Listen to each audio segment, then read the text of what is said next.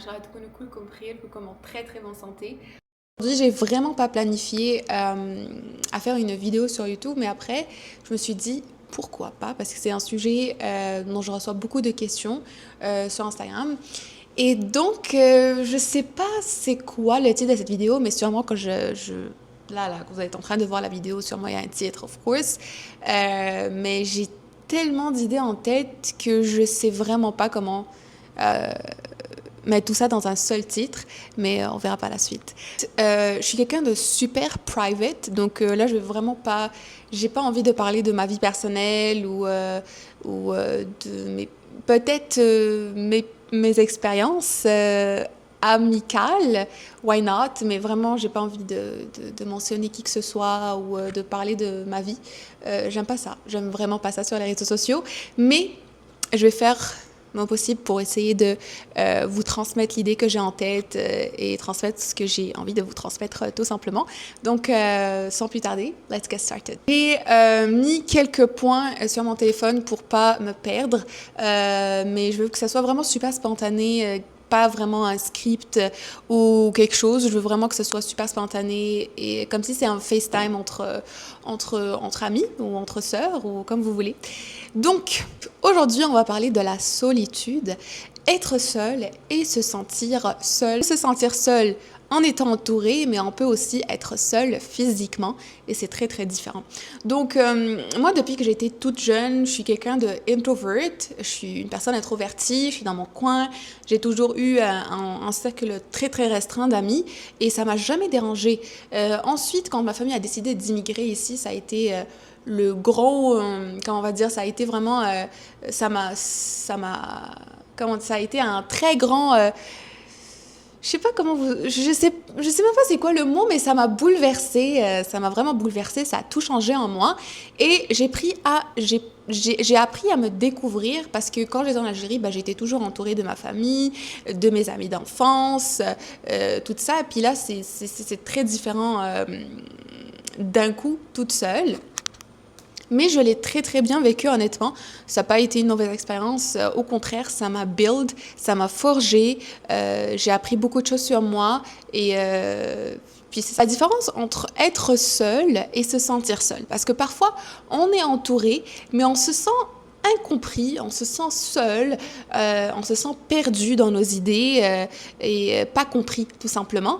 Mais parfois, on est seul physiquement, mais on est mentalement en paix. Et c'est ça qui vaut absolument tout.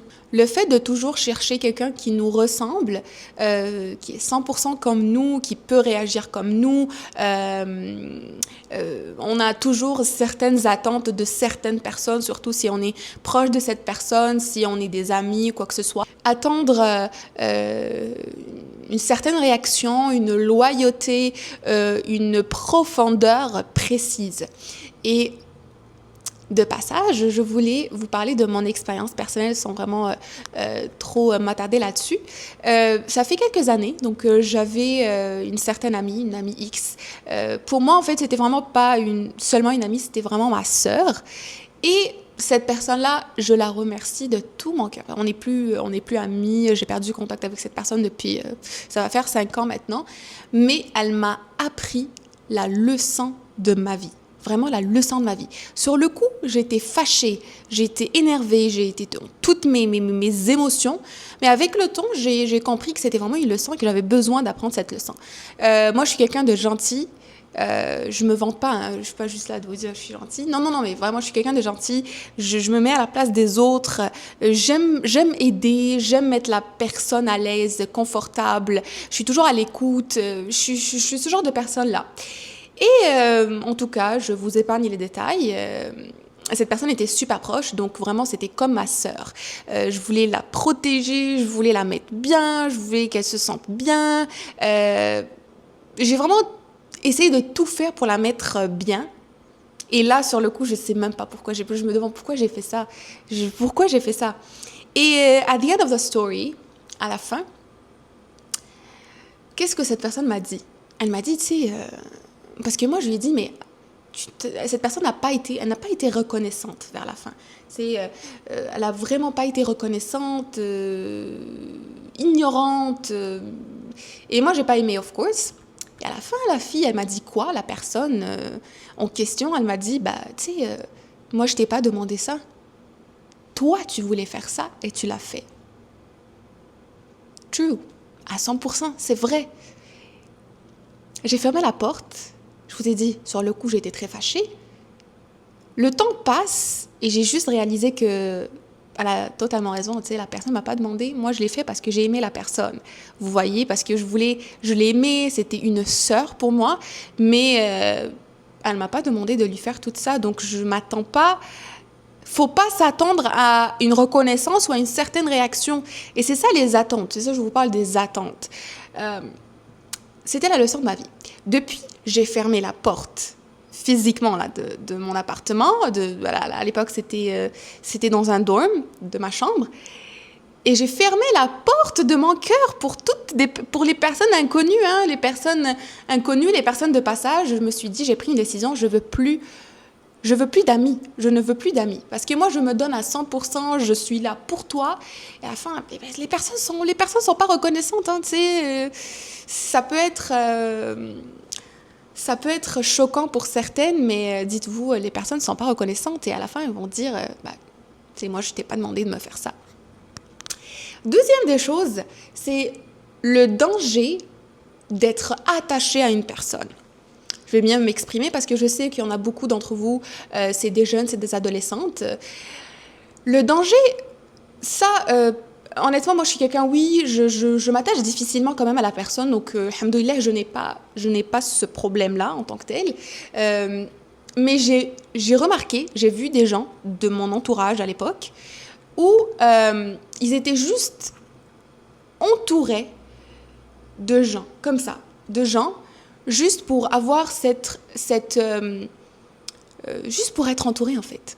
Donc quand on a peur d'être seul, on accepte d'avoir des relations avec des gens qui nous fatiguent, avec des personnes toxiques, avec des gens qui ne nous reflètent pas, dont on ne partage pas les mêmes principes, les mêmes valeurs, mais on veut garder cet appui mental, ce support mental, juste pour avoir un certain entourage, pour dire que j'ai des amis, que je suis toujours entourée par manque, par danger et par peur aussi. Donc on donne trop d'énergie à des gens qui ne méritent même pas cette énergie, vous comprenez, qui ne nous reflètent pas, qui ne sont pas comme nous. Et moi dans ma vie en général, c'est pour ça en tout cas j'ai un cercle super restreint jusqu'à date, c'est que si cette personne-là, moi et elle, on ne partage pas les mêmes principes, on ne partage pas les mêmes valeurs, pour moi c'est un X direct next.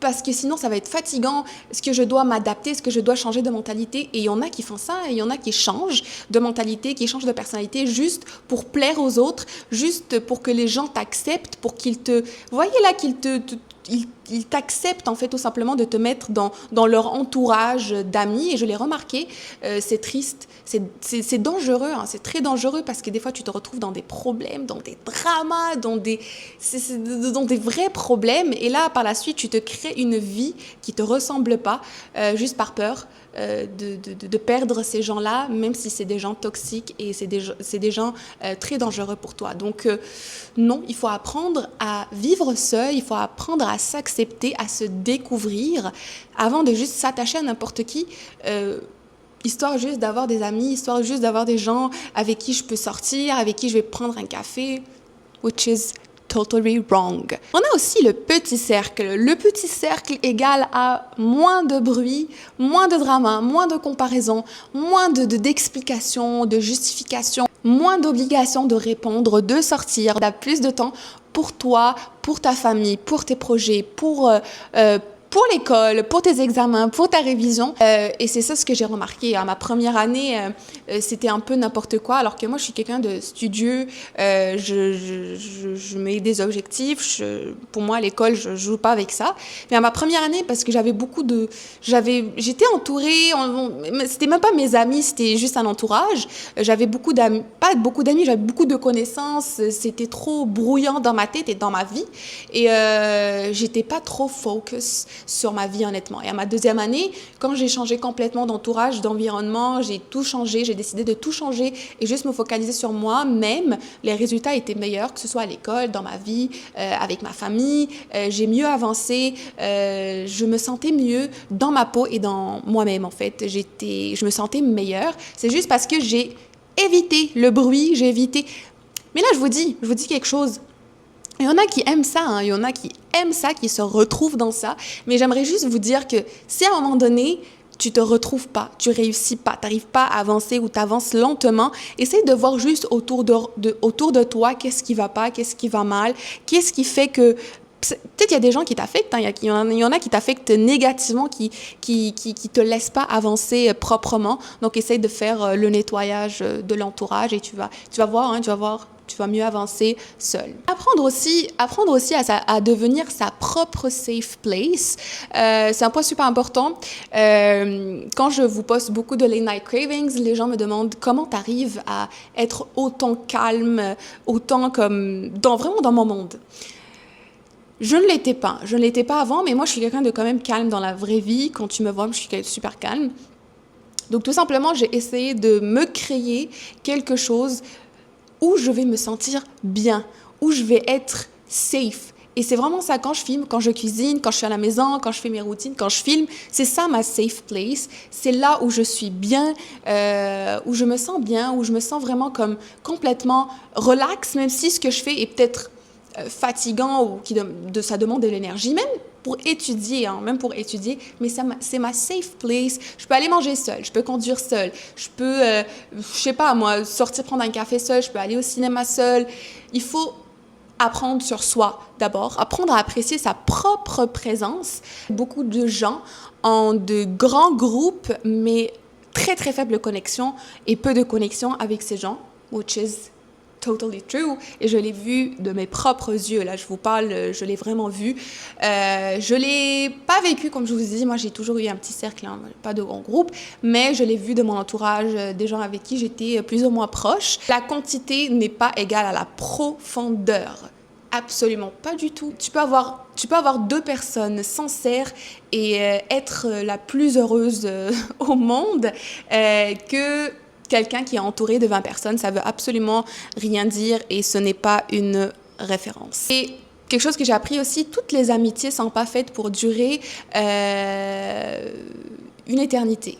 Des gens qui arrivent dans notre vie de passage pour nous donner des leçons de morale. Toutes les personnes avec qui j'étais amie, là actuellement, on l'est plus, mais en tout cas, les gens avec qui j'étais proche, on l'est plus. Et honnêtement, ce n'est pas forcément triste. Quand vous pensez de loin, ces gens-là sont là pour une durée limitée et ils quittent après notre vie pour laisser une trace. Et cette trace-là, elle est là pour nous apprendre quelque chose, pour nous apprendre une leçon, pour apprendre sur nous-mêmes, pour mieux avancer après dans la vie et pour mieux gérer nos relations futures. La paix que tu ressentes quand tu arrêtes de supplier les autres.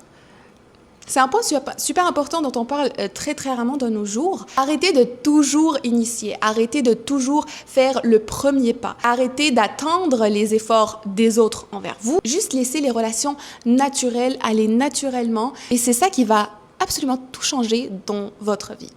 Le glow-up silencieux et la solitude.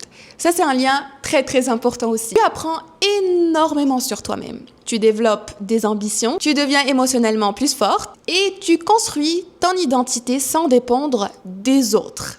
Peut-être le but de la vie, ce n'est pas vraiment de trouver des gens qui sont comme nous, qui nous ressemblent à 100%, mais d'apprendre que j'arrive pas, oh my God. Mais je pense qu'au final, le but de la vie, c'est pas de trouver des gens qui nous ressemblent à 100%, des gens comme nous, mais c'est de peut-être être bien avec nous-mêmes d'abord et apprendre sur nous-mêmes d'abord aussi, avant de créer des relations et de se perdre dans la vie. Voilà, c'était tout pour cette vidéo. Dites-moi en commentaire si vous voulez d'autres vidéos dans ce genre. J'ai très hâte de faire le montage et voir le rendu et aussi surtout voir vos réactions, vos commentaires et vos partages. Donc, je vous dis à la prochaine et voilà, gros bisous, bye bye.